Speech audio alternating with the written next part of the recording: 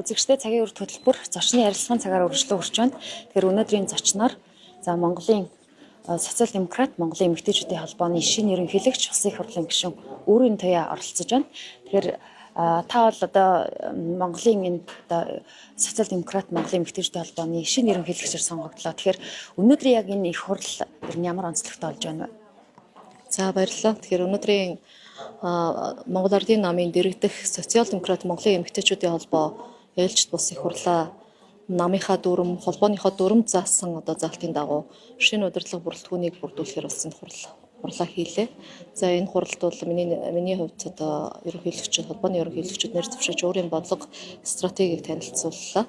Тэгээ холбоо маань бага хурлаа 1 сарын 13-нд хийж 521 төлөөлөгчийг төлөөлөгчдөөр их хурлаа хийхээр зар түгээсэн байгаа. Тэгээд их хурл маань 89% эрсдэлтэйгээр орон нутагт хэдийгээр сар шөнийн бэлтгэл ажил хийх цагаан сар болох гэж байгаа, уламжлалт баяр болох гэж байна те. Хэдийгээр эмэгтэйчүүд маань хамгийн үүрэг оройлтой байдаг уламжлалт баяр ёслол маань болох гэж байгаа энэ цаг хугацаанд орон нутгаас эмэгтэйчүүд маань маш өндөр эрсдэлтэйгээр хүрэлцэн ирсэн ус их энэ удаагийн их хурлын онцлог байлаа. Тэгэхээр та социал-демократ Монголын эмэгтэйчүүдийн холбооны энэ 31 жилийн түүхтийн холбооны ерөнхийлөгчөөр сонгогдлоо. Таны мөрийн хөтөлбөр ер нь юу вэ? Ямар мөрийн хөтөлбөр дэвшүүлвэ та? Социал-демократ үзэлтэй эмэгтэй хүн ямар байх ёстой юм бэ? Би социал-демократ үзэлтэй эмэгтэйгийн хувьд өөртөө ямар шалгуур тавьж өөрийгөө хэрхэн ямар төвшөнд хөгжүүлэх ёстой юм? Нийгэм өөрөө биднээс ямар зүйлийг хүсэн хүлээж байгаа. Эмэгтэйчүүд бидний ямар хүрээнд ажилласаа гэж хүсэж байгаа гэдэг энэ асуудлуудыг би бас судалгааны үндсэн дээр гаргаж үндсэн 5 асуудал дээр нэгтгэж стратеги танилцууллаа. Women гэдэг энэ англи үгний эмэгтэйчүүд гэдэг энэ үгний эхний үсгүүдийн нийлбэрээр задлж бодлогоо тодорхойлсон. W буюу well-being энэ бол эрүүл оршихуй. Бүхэл зүйлээр эмэгтэй хүн ухаан саруул, биес саруул, сэтгэл саруул байж бас эрүүл Монгол хүнийг төлөвшүүлэх юм байна. Тийм учраас эрүүл Монгол ээж хөтөлбөрийг улс орон даяар хэрэгжүүлье.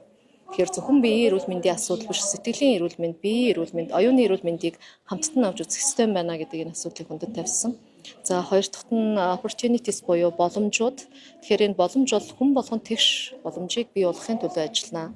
Өнөөдөр гадна талдаа бид нар эмэгтэйчүүд гендерийн асуудлаар боломж бол хязгаарлагдмал байна гэдэг зүйлийг ярьдаг. Тухайлх юм бол төрийн албан агчдын үндсэндээ 67% орчим хувь нь эмэгтэйчүүд байгаа.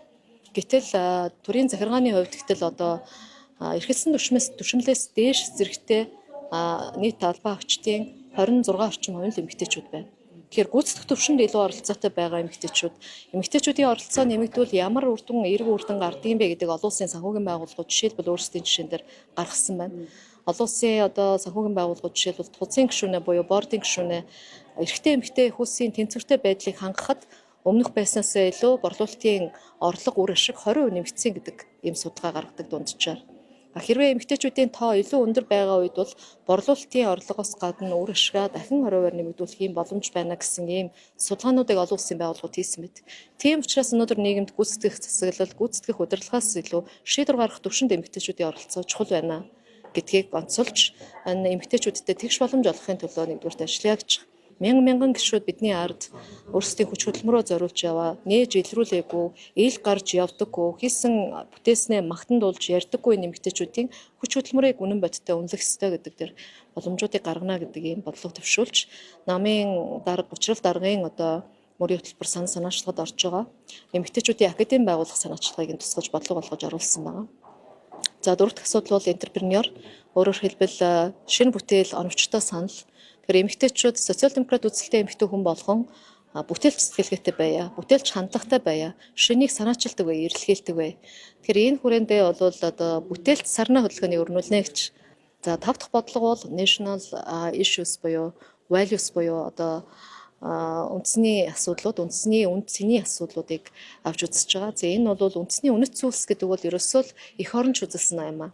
Тэгэхээр ээж хүн энийг өөрөө мэддэг байж үр хүүхдээ хүмүүжүүлж эх оронч сэтгэлгээтэй Монгол хүнийг бий болгож төлөвшүүлье гэж хөтөлбөрийг бас зарлаж оруулсан байна. Тэгэхээр шийдвэр гаргах түвшинд эмэгтэйчүүдийн оролцоо 40% гэж байгаа. Энийг яг хүрсэн дээр яаж болох вэ таны хувьд?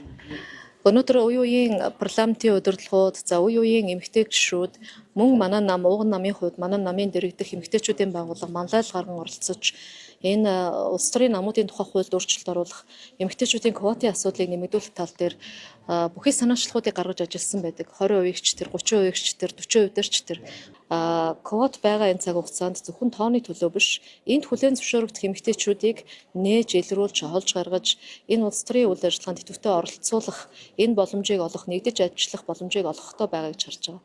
Тэгэхээр үе үеийн ерөнхийлөгчид үе үеийн удирдлагуудын нээсэн энэ зам мөр жимийг өнөөдөр тодруулж, гэрэлтүүлж, замын засаж явах ажил өнөөдрийн баг бүрэлдэхүүнд ирж байна гэж ойлгож байгаа. Тийм болохоор 40% квотын шаардлагыг хангах бэлтгэгдсэн эмэгтэйчүүдийг илүү их 40%-аас илүүгээр одоо гаргаж улс төрд нийгэмд идэвхтэй оролцуулах асуудал чухал байна гэж үзэж байна. За ярилцсанд баярлалаа танд. Баярлалаа.